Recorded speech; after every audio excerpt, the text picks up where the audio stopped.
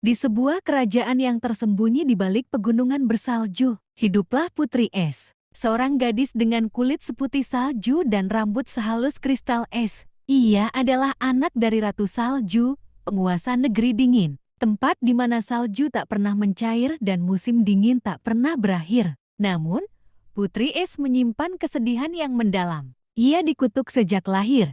Siapapun yang ia sentuh akan membeku menjadi es. Karena itu, ia tak pernah merasakan hangatnya sentuhan atau kasih sayang. Aku ingin tahu bagaimana rasanya kehangatan, bisiknya setiap malam saat melihat bintang-bintang di langit beku. Suatu hari, seorang peramal tua datang ke istana dan berkata kepada Ratu Salju, "Kutukan putrimu hanya dapat hilang jika ia menemukan seseorang yang mampu membawa cahaya ke dalam hatinya. Namun, siapa yang bisa bertahan dalam dinginnya negeri ini tanpa membeku?" Jauh di negeri selatan, hiduplah seorang pemuda bernama Satria Matahari. Ia dikenal sebagai kesatria pemberani yang membawa kehangatan ke tempat-tempat gelap dan dingin. Ia memiliki pedang bercahaya yang menyala seperti mentari dan hati yang penuh dengan keberanian. Ketika mendengar tentang kutukan Putri Es, Satria Matahari memutuskan untuk pergi ke negeri dingin. Ia ingin membebaskan sang putri dari kesedihannya. Ratu Salju menatapnya dengan curiga saat ia tiba di istana.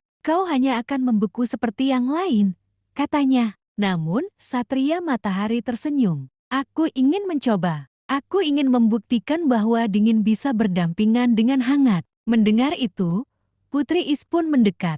"Jangan mendekat, aku bisa membuatmu membeku," serunya ketakutan. Tapi ketika Satria Matahari mengulurkan tangannya, ia merasakan kehangatan yang belum pernah ia rasakan sebelumnya. Untuk pertama kalinya, ada seseorang yang tidak membeku karena sentuhannya. Meski Satria Matahari bisa menyentuh Putri Es, kutukan itu belum hilang sepenuhnya. Mereka pun mencari cara untuk menghilangkannya. Seorang penyihir tua memberi mereka petunjuk. Di puncak gunung tertinggi, ada bunga cahaya. Jika Putri Es bisa menyentuhnya tanpa membekukannya, kutukannya akan sirna. Perjalanan mereka penuh rintangan, angin kencang, badai salju, dan jurang yang dalam menghadang. Namun, Satria Matahari selalu melindungi Putri Es dengan cahayanya. Di tengah perjalanan, mereka mulai saling memahami. Putri Es belajar bahwa kehangatan bukan hanya soal suhu, tapi juga tentang kasih sayang. Setelah perjuangan panjang,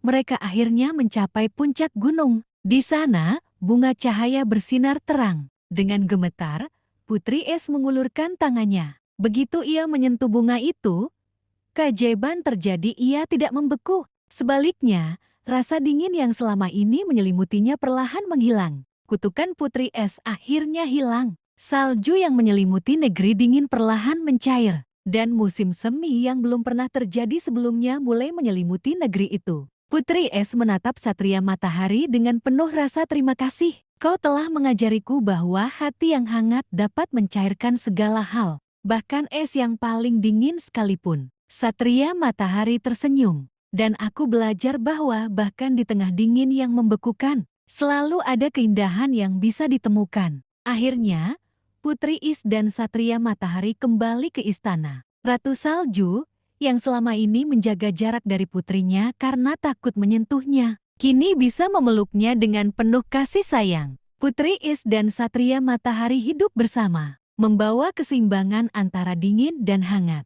Sejak saat itu, negeri dingin tidak lagi hanya tertutup salju, tetapi mengalami musim yang bergantian karena di setiap musim, selalu ada tempat bagi kehangatan dan kesejukan untuk hidup berdampingan.